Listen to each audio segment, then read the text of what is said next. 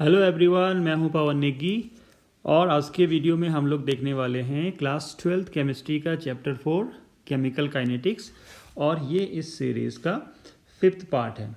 तो 4th part में हम लोगों ने देखा था the integrated rate expression for zero order reaction. हमने ये देखा था कि कैसे हम जो डिफरेंशियल रेट इक्वेशन है उसको इंटीग्रेटेड रेट इक्वेशन में कन्वर्ट करते हैं। तो हमने जीरो ऑर्डर के लिए किया और उसके लिए जो हमारा फाइनल एक्सप्रेशन आया था वो आया था K naught is equal to R naught minus R over T. और आपको पता है जहाँ आर नॉट आपके इनिशियल कॉन्सेंट्रेशन को शो कर रहा है और जो आर है वो कॉन्सेंट्रेशन एट टाइम टी को शो कर रहा है। तो वही चीज़ अब हम करेंगे फर्स्ट ऑर्डर रिएक्शन के लिए, राइट।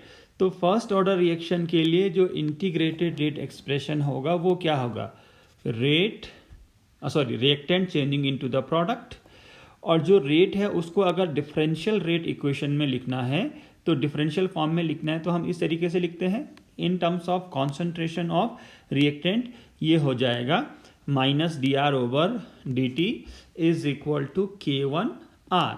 आप के आर भी लिख सकते हैं। तो के वन बेसिकली क्या डिनोट कर रहा है, the rate constant for the first order reaction. तो हमने सिंपल लिखा कि जो minus D R over D T है ये है rate is equal to K one are,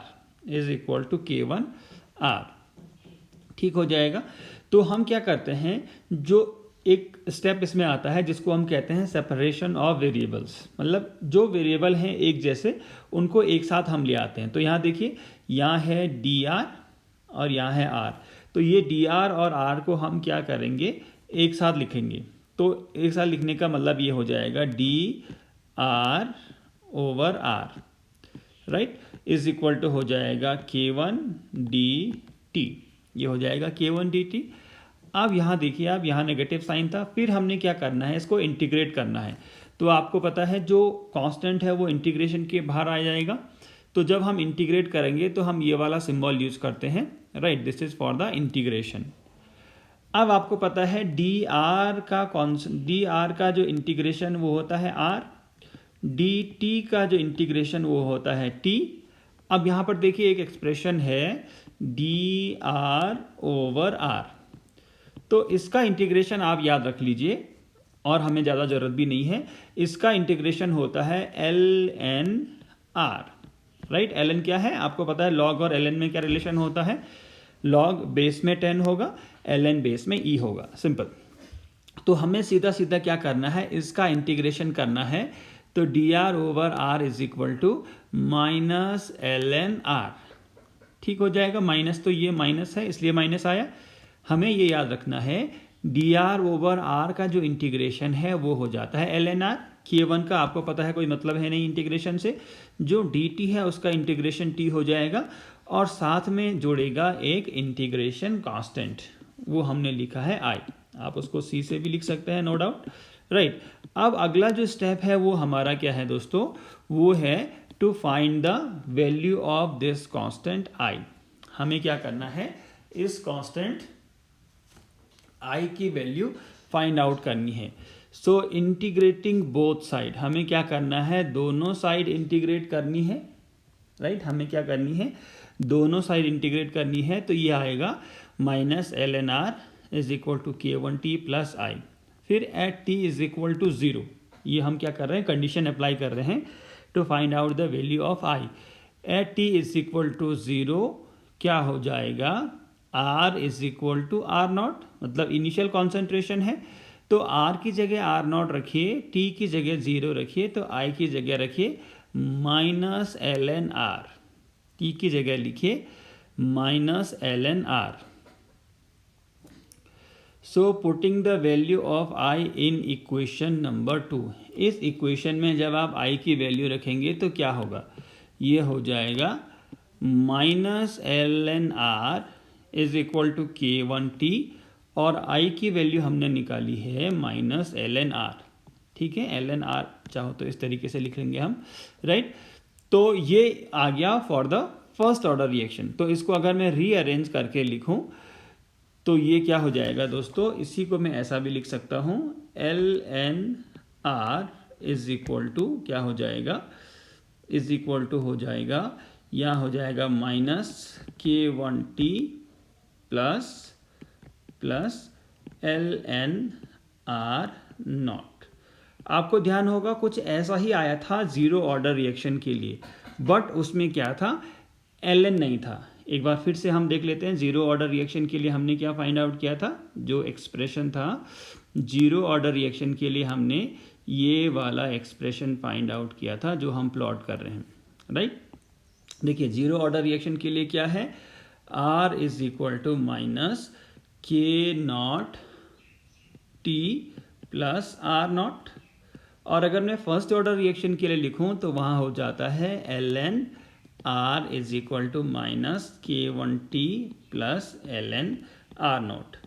तो डिफरेंस क्या है दोस्तों, अगर हम ग्राफ प्लॉट करते हैं किसके बीच में, R और T के बीच में ग्राफ प्लॉट करते हैं, तो जीरो ऑर्डर रिएक्शन के लिए ऐसा ग्राफ आएगा, ऐसा ही ग्राफ आएगा फर्स्ट ऑर्डर रिएक्शन के लिए, बट उसमें हम क्या प्लॉट करते हैं, ln_r, राइट। अगर हम ln_r और T को प्लॉट करेंगे, ध्यान रखिए जीरो ऑर्डर रिएक्शन में हम R वर्सेस T का ग्राफ देख रहे हैं, और जो फर्स्ट ऑर्डर रिएक्शन है उसमें हम देख रहे हैं ln_r वर्सेस T का ग्राफ देख रहे हैं, ठीक है। तो जीरो ऑर्डर रिएक्शन में जो इंटरसेप्ट था वो था R0, तो फर्स्ट ऑर्डर रिएक्शन में आप देखिए जो इंटरसेप्ट होगा वो होगा ln_r0, इतना डिफरेंस है दोस्तों, राइट। जो स्लोप है वो जीरो ऑर्डर रिएक्शन में क्या था, नेगेटिव स्लोप है दोनों केसेस में, यहाँ आएगा माइनस K0 और यहाँ आएगा माइनस K1, मतलब रेट कांस्टेंट वो सेम ही है, जीरो के लिए हम K0 लिखते हैं, फर्स्ट ऑर्डर के लिए हम K1 लिखते हैं, तो इतना डिफरेंस आपको पता होना चाहिए। बाकी ग्राफ का जो ग्राफ है वो एक जैसा है, केवल वेरिएबल यहाँ पर वेरिएबल का डिफरेंस है, R की जगह में ln_r है, ये आपको ध्यान रखना है, नहीं तो कन्फ्यूजन होगा, राइट। तो ये हो गया दोस्तों। अब आप देखिए जब हम प्लॉट करते हैं ग्राफ ln_r और T को, तो इस तरीके का ग्राफ आएगा, राइट। स्लोप माइनस K होगा, बट एक और चीज़ हम कर सकते हैं, जो ln_r है उसको चाहो तो लॉग में भी कन्वर्ट कर सकते हैं, तो मैं यहीं पर लिख देता हूँ ln_r को अगर हमने लॉग में कन्वर्ट कर दिया तो देखिए हमारे पास आई equation ln_r is equal to minus K1T plus ln_r0, ठीक है। तो ये हो जाएगा 2.303 log r, आपको पता है, is equal to minus K1T plus 2.303 log r0। अब 2.303 से पूरे इक्वेशन को डिवाइड कर लेंगे तो ये हो जाएगा log r is equal to minus K1 over 2.303 T plus log r0, right.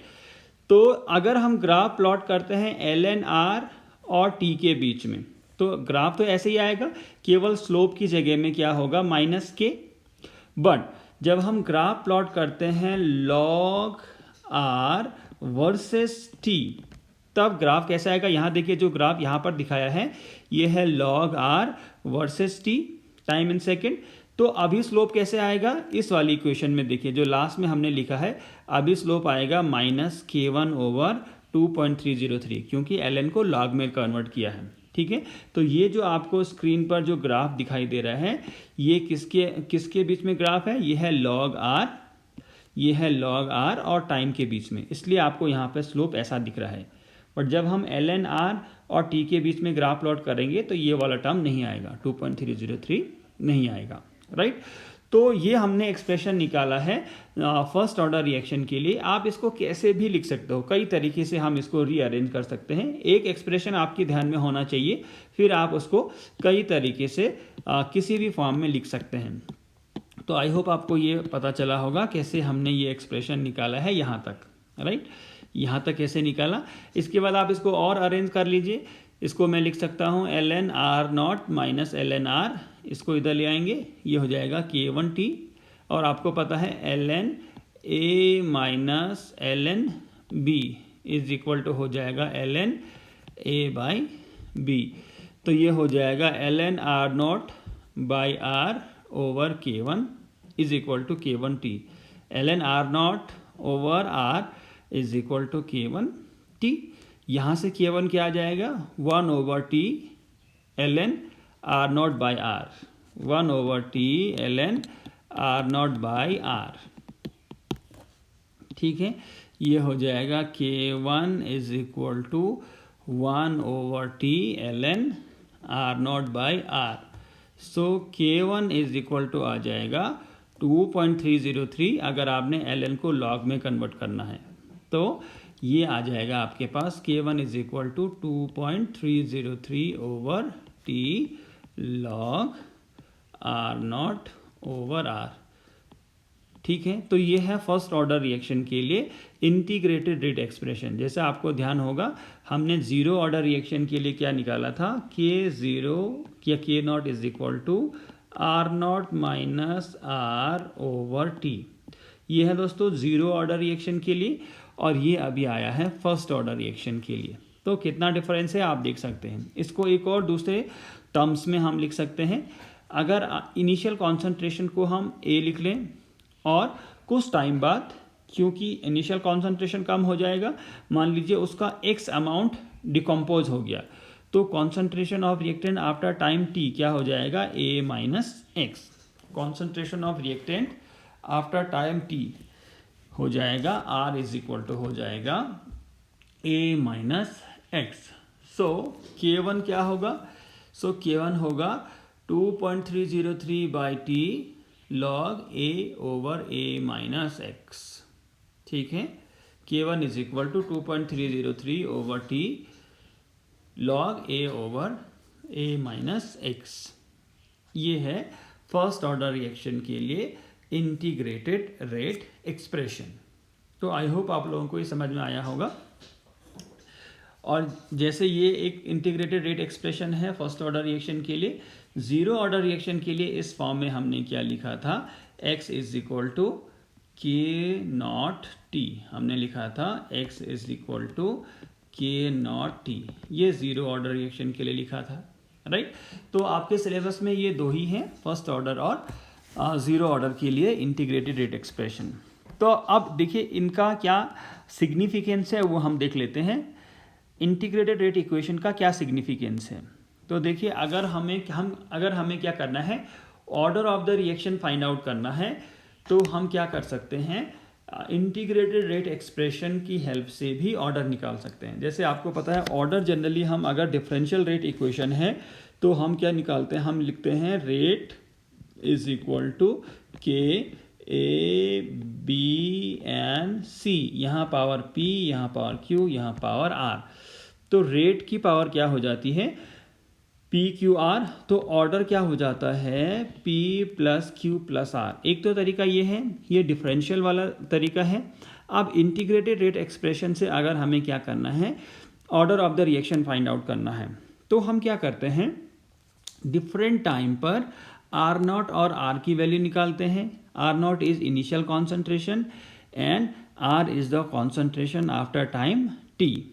तो ये एक हिट एंड ट्रायल मेथड है। तो हम क्या करेंगे, so by putting the values of R not and R at different time T we get the same constant value of K, so the reaction will be first order. इसका मतलब है अगर हमें ये पता करना है whether the reaction is first order और नॉट, मतलब ये एक हिट एंड ट्रायल मेथड है, तो हम क्या करेंगे, ये वाला एक्सप्रेशन चूज करेंगे और इसमें हम R की वैल्यू, R नॉट की वैल्यू और T की वैल्यू, जैसे जैसे टाइम चेंज होता जाएगा, मान लीजिए T है 5 मिनट्स, तो 5 मिनट्स पे R की कुछ वैल्यू होगी, R नॉट तो फिक्स ही होता है, फिर T is equal to 6 minute. तो जैसे जैसे डिफरेंट टाइम पर हम R और R नॉट की वैल्यू रखते जाएंगे, तो अगर आपको एक ही वैल्यू मिल रही है, सेम कांस्टेंट वैल्यू मिल रही है रेट कांस्टेंट की, इसका मतलब है ये फर्स्ट ऑर्डर रिएक्शन ही है। और अगर आपको डिफरेंट टाइम पे अलग अलग वैल्यू मिल रही है रेट कांस्टेंट की, इसका मतलब है ये फर्स्ट ऑर्डर रिएक्शन नहीं है। इसका ऑर्डर कुछ और हो सकता है बट फर्स्ट ऑर्डर नहीं हो सकता है। तो इस तरीके से भी हम क्या कर सकते हैं, order of the reaction find out कर सकते हैं। ऐसे अगर आपको जीरो ऑर्डर रिएक्शन के लिए चाहिए तो जीरो ऑर्डर रिएक्शन के लिए हम लिखेंगे K zero is equal to K naught is equal to R naught minus R over T. तो हम क्या करेंगे, डिफरेंट टाइम पर आर नॉट और आर की वैल्यू पुट करते जाएंगे। तो आर नॉट और आर की वैल्यू जब पुट करते जाएंगे तो अगर के नॉट की एक कांस्टेंट वैल्यू हमें मिल रही है, तो उसका मतलब है ये जीरो ऑर्डर रिएक्शन है, ठीक है। और अगर के नॉट की एक कांस्टेंट वैल्यू नहीं मिल रही है, अलग अलग वैल्यू मिल रही है, इसका मतलब है ये जीरो ऑर्डर रिएक्शन। अगर कांस्टेंट वैल्यू मिल रही है तो जीरो ऑर्डर रिएक्शन है, और अगर नहीं मिल रही है तो जीरो ऑर्डर रिएक्शन नहीं है, ठीक है। इसके बाद हम क्या कर सकते हैं, किसी भी ऑर्डर की कोई भी रिएक्शन है तो उसके लिए हम रेट कांस्टेंट की वैल्यू फाइंड आउट कर सकते हैं। आपको पता है जीरो ऑर्डर के लिए क्या था, फर्स्ट ऑर्डर के लिए था K1 is equal to 2.303 over T log R naught over R. तो अगर आपके पास आर नॉट की वैल्यू है, आर की वैल्यू है, टी की वैल्यू है, तो आप K1 की वैल्यू निकाल सकते हैं, राइट। और जीरो ऑर्डर रिएक्शन के लिए भी आपको पता है K naught is equal to R naught minus R over T. ये हो गया रेट कांस्टेंट, आप निकाल सकते हैं। इसके बाद देखिए दूसरा इंपॉर्टेंस, अगर हम इनको ग्राफिकली रिप्रेजेंट करें, अभी तक जो हमने सीखा है, देखिए यहाँ पर हमने क्या लिखा है, ग्राफिकल रिप्रेजेंटेशन देखिए जीरो ऑर्डर, फर्स्ट ऑर्डर और सेकेंड ऑर्डर का कैसा आता है। अगर आप डिफरेंशियल इक्वेशन के हिसाब से देखें तो आपको पता है dx over dt is equal to k into R power n, ठीक है। और अगर r पावर n का मतलब ऑर्डर, n की वैल्यू में जीरो रखूंगा, ये तो कांस्टेंट हो जाएगा। तो देखिए rate of reaction doesn't depend upon the concentration of the reaction, तो ये जीरो ऑर्डर रिएक्शन है।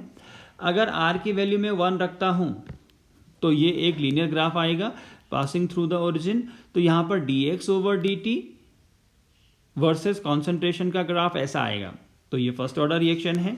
और अगर मैं n की वैल्यू रखता हूँ 2, तो यहाँ पर देखिए एक ध्यान देने वाली बात है, हम ग्राफ में क्या प्लॉट कर रहे हैं, हम dx over dt over concentration square plot कर रहे हैं, हम कॉन्सेंट्रेशन नहीं प्लॉट कर रहे हैं। जितना ऑर्डर है उसी को सीधा सीधा प्लॉट किया जा रहा है। अगर आप कॉन्सेंट्रेशन को प्लॉट करेंगे सेकेंड ऑर्डर रिएक्शन के लिए तो ये एक स्ट्रेट इक्वेशन नहीं, स्ट्रेट लाइन नहीं आएगा, ये एक पैराबोलिक शेप आता है, आपको पता है, राइट। तो हमने यहाँ पर क्या किया है, कॉन्सेंट्रेशन का स्क्वायर प्लॉट किया है, ये बात देखिए। ऐसे अगर आप कॉन्सेंट्रेशन का क्यू प्लॉट करेंगे और अगर वो थर्ड ऑर्डर रिएक्शन है तो सीधा ऐसा ही ग्राफ आएगा, बिल्कुल ऐसा ग्राफ आएगा, राइट। तो हमने यहाँ पर क्या किया है, कॉन्सेंट्रेशन का स्क्वायर प्लॉट किया है against the rate of reaction. तो ये क्या आ जाएगा, सेकेंड ऑर्डर के लिए ऐसा आएगा against the rate of reaction. यहाँ पर हमने कॉन्सेंट्रेशन को प्लॉट किया है against the rate of reaction, तो ऐसा रिएक्शन आ रहा है। तो यहाँ देखिए, यहाँ पावर 1 है, यहाँ पावर 2 है, और यहाँ पर कॉन्सेंट्रेशन को ही प्लॉट किया है, मतलब पावर को प्लॉट किया है 1 अगेंस्ट द रेट। तो यहाँ पर मतलब ये चेंज ही नहीं हो रहा है, तो ये क्या है, जीरो ऑर्डर रिएक्शन है, ठीक है। इसके बाद हम क्या करेंगे, अब हमने यहाँ पर इन दोनों में आप डिफरेंस देखिए, ये तो सेम ही रहेंगे 3, यहाँ भी हमने रेट को प्लॉट किया है अगेंस्ट द कॉन्सेंट्रेशन, तो रेट कॉन्सेंट्रेशन के रेस्पेक्ट में चेंज ही नहीं हो रहा है, तो जीरो ऑर्डर रिएक्शन। कॉन्सेंट्रेशन की पावर 1 रेट के साथ ऐसे चेंज हो रही है, straight line passing through the origin, तो वो फर्स्ट ऑर्डर रिएक्शन है। अब इन दोनों में डिफरेंस देखिए, यहाँ है कॉन्सेंट्रेशन और यहाँ था कॉन्सेंट्रेशन पावर 2।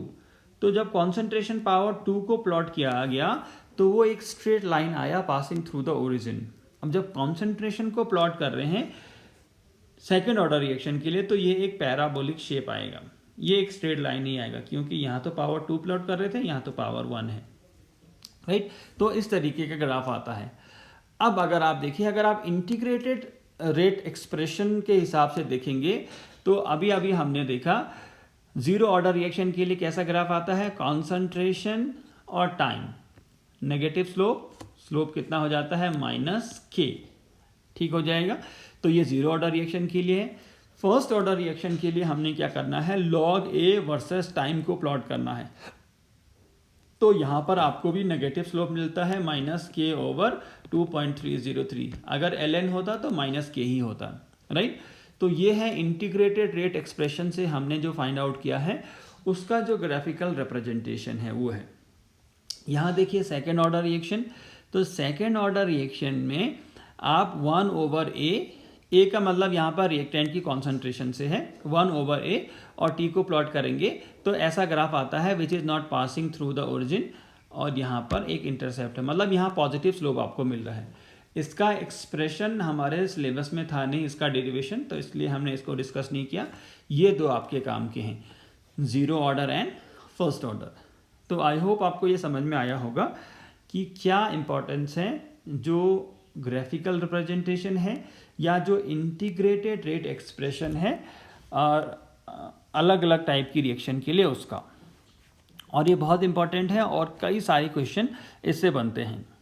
इसके बाद एक अगला टॉपिक है that is what the half life period of a reaction. नाम से पता चल रहा है half life period of a reaction. Half life का क्या मतलब है, देखिए ये एक टाइम पीरियड है। हाफ लाइफ पीरियड का मतलब क्या है, this is a time period during which the concentration of a reactant is reduced to half of its initial concentration is called half life period of the reaction.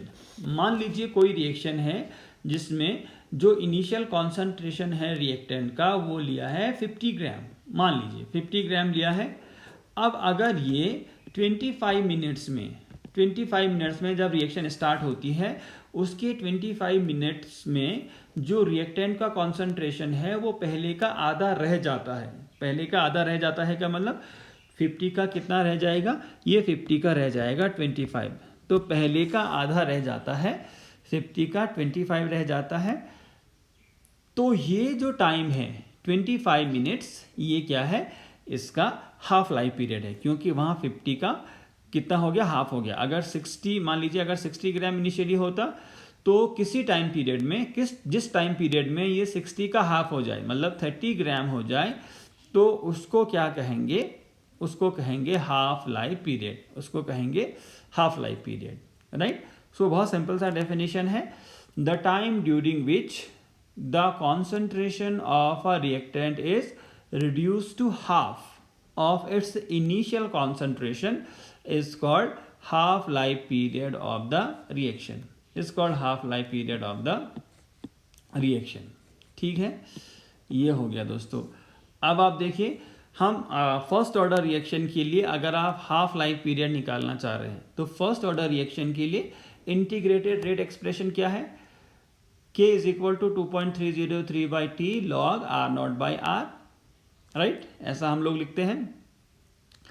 अब मान लीजिए T half life period है तो T की जगह में हम रखते हैं T हाफ, और इस T हाफ में क्या होना है आपको पता है, जो R है वो कितना रह गया है, R is the concentration after time T, concentration of the reactant after time T। तो टाइम T के बाद जो रिएक्टेंट का कॉन्सेंट्रेशन है वो इनिशियल कॉन्सेंट्रेशन का हाफ हो गया है। टाइम T के बाद जो कॉन्सेंट्रेशन है वो क्या है, इनिशियल कॉन्सेंट्रेशन का हाफ हो गया है। तो इनिशियल कॉन्सेंट्रेशन कितना है, R0/2 टाइम T हाफ पर। तो हम क्या करेंगे, T की जगह में लिखूंगा, तो यहाँ से T तो ये किए हो जाएगा दोस्तों, सॉरी ये किए हो जाएगा, राइट। तो अगर मैं T हाफ लिखूंगा T की जगह यहाँ किए होगा, तो उस T हाफ में R की जगह होना है R0/2, तो यहाँ है R0, यहाँ है R0/2, तो R0 से R0 कैंसिल हो जाएगा, ये 2 ऊपर चला जाएगा, ये R0/2 ऐसा है पूरा, इसके डिनोमिनेटर में 2 है, तो R0 से R0 कैंसिल, 2 ऊपर चला जाएगा, तो ये बच जाएगा T half is equal to 2.303/T log 2, T half is equal to 2.303/K log 2।